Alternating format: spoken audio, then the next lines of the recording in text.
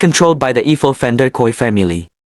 Once a year, the head of the family, Hilda, gathers Duablas citizens she dislikes to participate in the calling, during which all Duablas participants get killed. On live television, Boy is a child who has a very simple life in the company of his eccentric mother, who appears to be part of the resistance, and his sister Mina. The siblings hung out together all the time, at the arcade, or simply watching TV while eating cereal. Sometimes Mina would make crazy plans for the future, like robbing a bank together to escape from this horrible city. She also likes to give Hilda a statue, the finger with her whole hand. Unfortunately, the siblings are eventually chosen for the calling, and the boy has to watch his family get killed by Hilda. He also gets hurt and is left for dead in the jungle. Soon the shaman finds him and nurses him to health. Although one injury is permanent, Boy is now deaf and mute. He can't even remember what his voice used to be like. So he uses the voice over of his favorite video game in his inner thoughts from then on. The shaman starts training Boy, so one day he can kill Hilda and get his revenge. He includes all kinds of practice, martial arts, strength training by rolling a statue's head up a hill, and the weapons training. Boy regularly gets buried in the mud, and he uses a bamboo stick to breathe, using the bugs that crawl down the stick for food. If he crawls out of the mud too early, the shaman scolds him and he buries him again. Boy also does all the chores around their home, and he hangs out with his only friends who happen to be two beetles. The shaman grows his own food, and he eats not much, which frustrates Boy. Some nights, the shaman uses uppers that make Boy hallucinate, and he revisit his old memories so he won't forget about his school. However, most of the time he sees crazy things moving around him. Boy sometimes visits the city to practice reading lips. And when someone bothers him, he shows them a little piece of paper explaining a situation. He also keeps seeing Mina everywhere, because he can't move on as years pass. Boy pushes his body to the limit, and he grows into a powerful young man as the training grows harder. One day during another practice fight, he catches the shaman in a hold, and he is about to defeat him. But at that moment, he gets distracted by another vision of Mina. The shaman immediately uses the chance to beat him, and he concludes he isn't ready. Afterward, Boy tries to meditate to make Mina's hallucination disappear, but it doesn't work the next time he goes to town.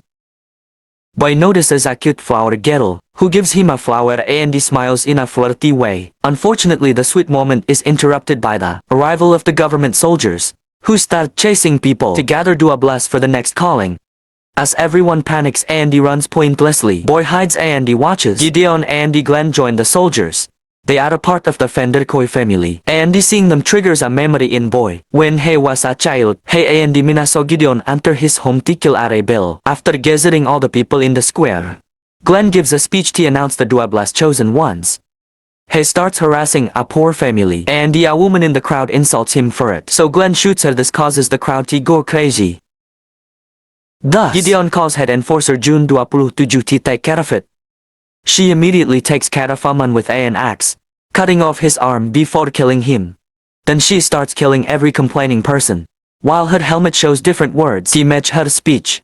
Boy watches as his traumatic memories get triggered, but the shaman stops him from helping, because he isn't ready in the end. Only 6 people remain for the calling, and Glenn scolds June 27 who refuses to kidnap any kids. After an argument in sign language, Boy disobeys the shaman, and he starts running on the rooftop to catch up with the enemy. The group is now stuck in traffic, so Boy sneaks behind one of their cars, and he gets inside the trunk with a dead body. Later at a warehouse, Boy comes out and he watches Melanie scold his relatives for only getting 6 people instead of Duablas. She then tells Gideon to grab 6 people off the street. To complete the set suddenly, Boy notices the hallucination of Mina next to him, and he argues with her in his mind, causing him to lose threat of the enemy.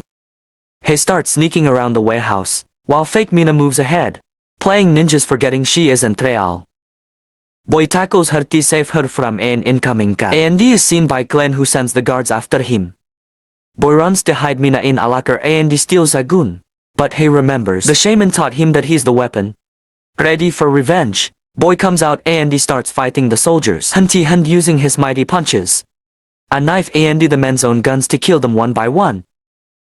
As the soldiers open fire, he uses a body-ass shield, and a slave called Beshe throws him a gun, but it doesn't have bullets. After taking a better gun from the body, Boy shoots a few soldiers and he runs to hide with Beshe. who offers to help kill Hilda if Boy frees from his chains. Boy shoots the chains to bait them. Then he goes back to the fight, killing more and more soldiers while Beshe hides behind the cart. One by one, every enemy goes down under Boy's amazing abilities, but there's one soldier that refuses to die. Boy keeps on fighting him and he eventually gets his hand stuck in a machine to stop him from moving anymore. However, the soldier just pulls, and he leaves his arm behind to fight Boy again. This time Boy cuts his legs off to finally stop him. Beshe celebrates their victory, only for Glenn to suddenly open fire on them. He fails his shots and Beshe shoots back, hitting him in the leg. Boy gets ready to kill Glenn, but Beshe reminds him they can use him for information. Glenn is interrogated, and he explains that Hilda has a party at her mansion every year before the calling. He even offers to help them. However, Beshe drops a heavy object on Glenn's head to kill him. The duo leaves the warehouse, and Boy notices a shadow watching from afar. Beshe takes him to the secret location of the resistance, only to find it empty suddenly. Boy is held at gunpoint by Benny, who puts his weapon down when Beshe mentions Boy is on their side. Benny explains that the soldiers came for the rebels, and he killed everyone but him since Benny speaks a strange dialect. Boy has trouble reading his lips. Beshe learns his girlfriend is dead too, and he has a breakdown, so Boy comforts him. The team makes a plan to infiltrate the party, but Boy keeps getting distracted by Mina, and the memories of his childhood. In fact, he still has the drawing Mina did as a kid. When Beshe and Benny explain the final plan to Boy, he doesn't get it yet. He nods along because Mina tells him to. After getting some weapons, they leave on a fun and make it to the mansion. They knock out a few guards and even a chef, whose uniform is used by Boy to get into the party. Boy doesn't really know what chefs do, and he awkwardly wanders around the house until he gets distracted by macarons, which he never had before. Luckily Basho, who is using a guard uniform, sees him and he reminds him to get back to work. Seeing Hilda nearby, Boy becomes hungry for revenge, and he decides to act cheerfully. He goes to the kitchen and he takes off the uniform, so the other workers start fighting him. Using a cheese grater, Boy cuts their skin in the most horrifying ways to kill them. Then he grabs butcher's knife and he goes to the dining hall, where he cuts a guard's throat before jumping on the person at the head of the table. Decapitating her, Boy celebrates having killed Hilda, only to turn around and discover this is the wrong person suddenly. Gideon shows up with a bunch of guards, and he explains the people at the table are actors because every year they expect them resistance members. Boy jumps on Gideon to take him hostage with his own gun, but unfortunately June 27 hits him from behind and he accidentally lets Gideon go. A vicious fight begins between June 27 and the Boy as they trade blows all over the room, using any object their hands can reach. As they roll out of the dining room, Boy lands a very good hit, and he takes June 27's helmet off. Mina then appears and he says the woman is pretty distracting Boy. This gives June 27 the opening to push him over the railing and he knock him out, and unconscious Boy starts having nightmares about the past, the execution of his mother and his sister, the regime cutting out his tongue, and he being hung from a tree. He remembers the shaman saved him and he carried him into the jungle, ready to train him for vengeance. When Boy wakes up, he's tied to a chair and June 27 is passing. She asks him where to find the shaman. Boy mounts the F word at her, causing her to throw an axe very close to his head.